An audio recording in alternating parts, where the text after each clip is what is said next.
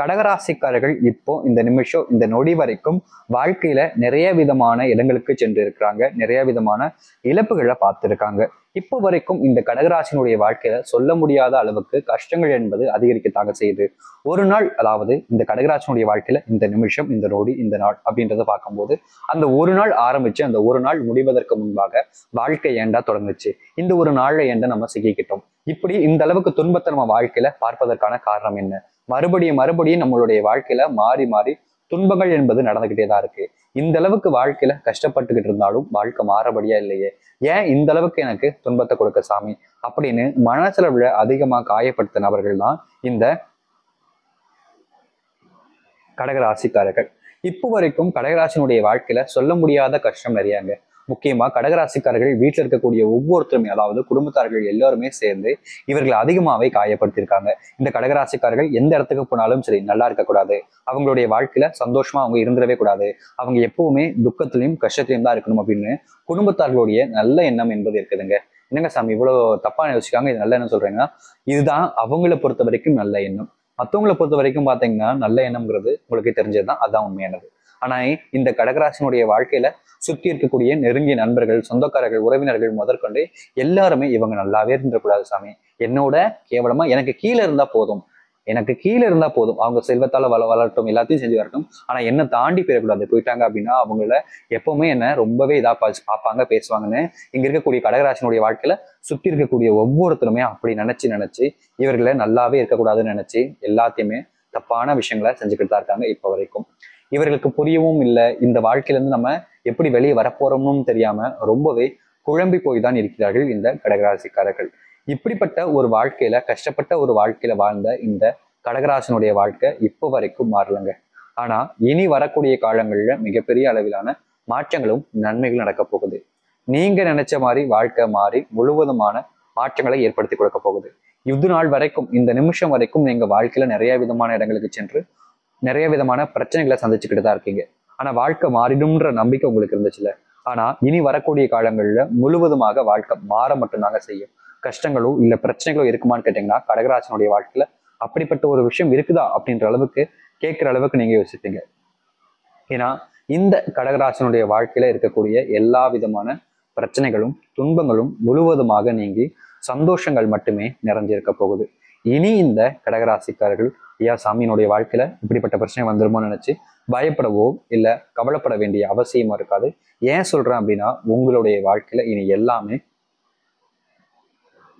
நல்லதாகவே நடக்கும். நீங்க எதிர்பார்த்த மாதிரி வாழ்க்கை மாதிரி சந்தோஷங்கள் என்பது நிறைஞ்சிருக்கும்.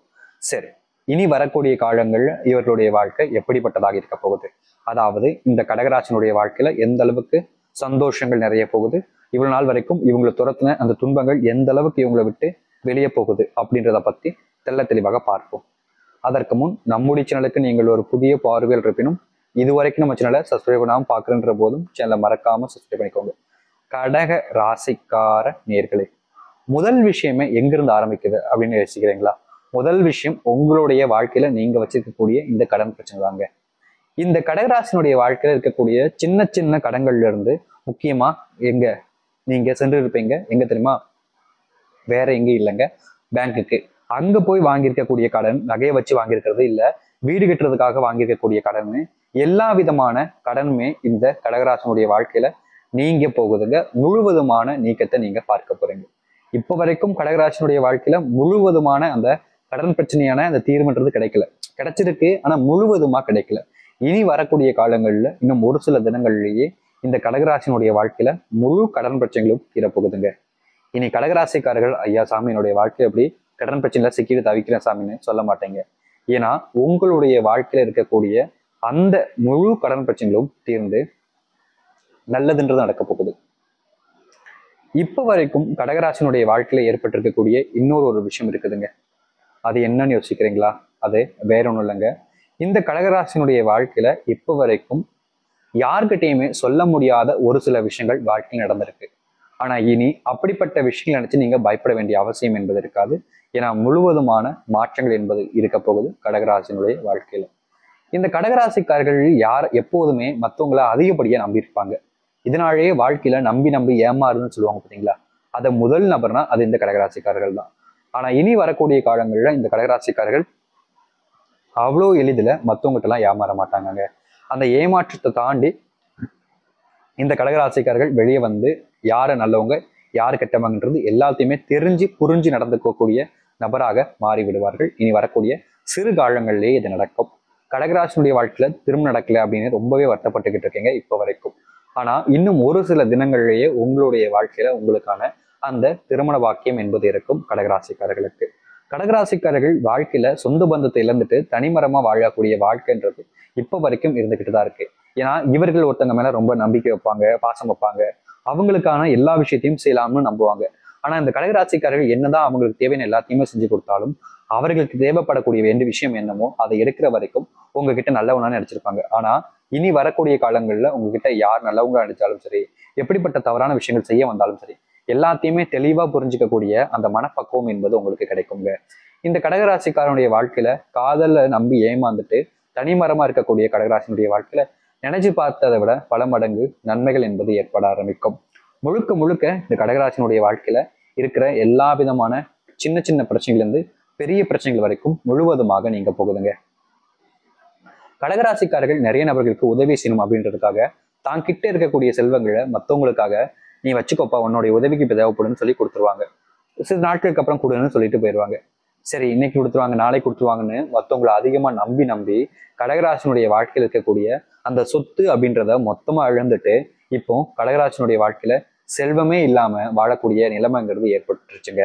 இந்த கடகராசிக்காரர்களை பொறுத்த வரைக்கும் மற்றவங்க மேல ரொம்ப பாசம், எப்படி சொல்றோம்னா ரொம்ப அந்யூன்யமா இருப்பாங்க. அவங்க நமக்கு எந்த ஒரு கெடுதலையும் செய்ய மாட்டாங்க, அவங்க நமக்கு உண்மையா இருப்பாங்க அப்படின்னு மற்றவங்க மேல அதிகப்படியான நம்பிக்கை வைக்கக்கூடிய நபர்கள் தான் இந்த கடகராசிக்காரர்கள். இப்போ வரைக்கும் சொல்றாங்க மற்றவங்கள அதிகமா நம்பிக்கிட்டு இருக்காங்க இந்த கடகராசிக்காரர்கள்.